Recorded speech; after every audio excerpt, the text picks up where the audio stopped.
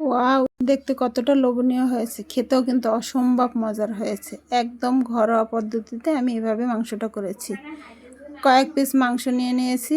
এবার বাটা মশলার জন্য যা যা নিচ্ছি, কাঁচামরিচ নিচ্ছি, শুকনো মরিচ নিচ্ছি, একটা স্টার মশলা নিচ্ছি, ধইনা, জিরা আস্ত কিন্তু দিয়ে একটু বেটে নেব। আর পাটায় বাটার মশলার তো স্বাদ আলাদাই থাকে, এটা সবাই কম বেশি আমরা জানি। আমি কিন্তু মশলাটা ব্লেন্ডার করে নিয়ে পাটায় বেটে নিয়েছি। পেঁয়াজটাও পাটায় বেটে নিচ্ছি।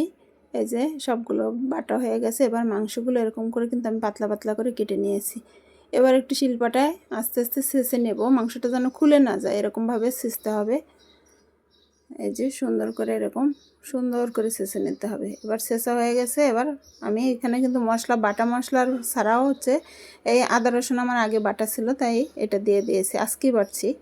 এখানে হলুদ গুঁড়ো দিয়ে দিয়েছি, লবণ দিয়ে দিয়েছি স্বাদ মতন লবণ, আর হচ্ছে এটা গরম মশলার গুঁড়া, এটা দিয়ে পানি দিয়ে একটু মেখে নিচ্ছি। একদম কিন্তু ঘরোয়া মশলা দিয়েছি আমি, এখানে কোনো স্পেশাল মশলা দিয়ে নেই।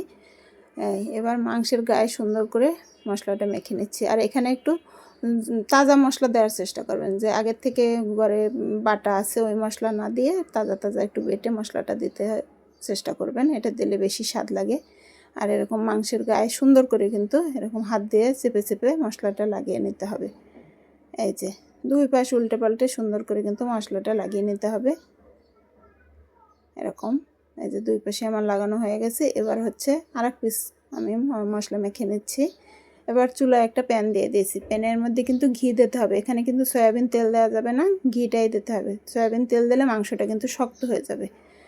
এই যে এভাবে আস্তে আস্তে ঘিয়ে চুলার আঁচটা কমিয়ে ভেজে নিতে হবে এরকম পাতলা পাতলা করে। সুন্দর দেখছেন মাংসটা ছেড়ে আমি একদম করে ফেলছি, কিন্তু একটু ছেড়ে নেয় কোথাও, এরকমভাবে আস্তে আস্তে ছেঁচতে হবে। মাংস এক পাশে একটু সরিয়ে দিচ্ছি, এখানে আর এক পিস মাংস দিয়ে দিচ্ছি, এরকম করে চুলায় আস্তে আস্তে ভেজে নিতে হবে উল্টে পাল্টে।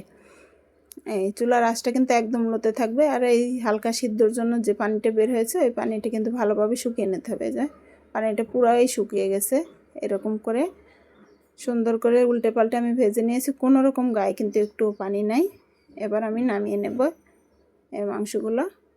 চুলায় আর একটা প্যান বসিয়ে দিয়েছি, প্যানে একটু তেল দিয়েছি। এবার কিন্তু সয়াবিন তেল দেওয়া যাবে। আর হচ্ছে পেঁয়াজ বাটা বা অন্য অন্য সব মাংসের যে মশলা আগে দিয়েছি সেগুলাই এখানে, আদা রসুন পেঁয়াজ বাটা, হলুদ গুঁড়া মরিচ গুঁড়া সব কিছুই দিতে হবে এখানে সুন্দর করে। আর এই যে পেঁয়াজ বাটাটার কালারটা তো আগে মরিচ বাটা ওই বাটার মধ্যেই বাটা হয়েছে, তাই আর কি পেঁয়াজ বাটার কালারটা একটু লাল লাল হয়ে গেছে। এই যে মশলাটা একটু ভেজে নিচ্ছি সুন্দর করে, এই উল্টে পাল্টে ভাজা হয়ে গেছে। এখন এখানে হলুদের গুঁড়া মানে শুকনো মশলাগুলো দিচ্ছি, মরিচের গুঁড়া, লবণ। এই যে লবণের স্বাদটা আপনারা বুঝে দেবেন, মাংসের পরিমাণ যতটুকু থাকবে। এখানে আমি আধা কেজির মতন মাংস নিয়ে নিয়েছি, তাই আর কি লবণটা স্বাদ বুঝে দিয়ে দিচ্ছি। গরম মশলার গুঁড়ো দিয়ে দিলাম, দিয়ে এবার একটু নেড়ে চেড়ে সামান্য পানি দিয়ে দেব।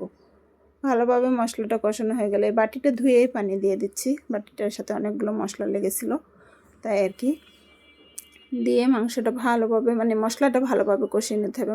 মশলা যত ভালোভাবে কষানো হবে মাংসের স্বাদটা তত বাড়বে আর কি। এই যে দেখেন, এবার হচ্ছে একটু ঝোলের পানি দিয়ে দিচ্ছি। এরপর আমি আর আলাদা কোনো পানি দেব না মাংসের জন্য। এই যে পানিটা গরম হয়ে গেলে এবার ভাজা মাংসগুলো অল্প অল্প করে দিয়ে দিচ্ছি। এই যে ভাজা মাংসগুলো দিয়ে সুন্দর করে এবার একটু নেড়ে চেড়ে মশলাগুলো গায়ে উঠিয়ে দিচ্ছি, দিয়ে ঢেকে দেবো। চুলার আঁচটা কিন্তু একদম লোতে থাকবে। এই যে উল্টে পাল্টে আমি কিন্তু মাঝে দু একবার নেড়ে দিয়েছি। এই যে দেখুন ভাজা ভাজা হয়ে গেছে। এবার চুলা থেকে নামিয়ে নেব, চুলাটা বন্ধ করে দিয়ে দিয়েছি, চুলা থেকে নামিয়ে নিলাম। দেখেন দেখতে কতটা লোভনীয় হয়েছে। উপরে একটু পেঁয়াজ বেরেস্তা দিয়ে দিচ্ছি, এটা অপশনাল, চাইলে আপনারা বাদ দিতে পারেন। আর ডেকোরেশনের জন্য আমি সুন্দর করে এরকম গোল গোল করে একটু পেঁয়াজ দিয়ে দিয়েছি, আপনারা যে যার মতো করে ডেকোরেশন করতে পারেন। তো আল্লাহ হাফেজ।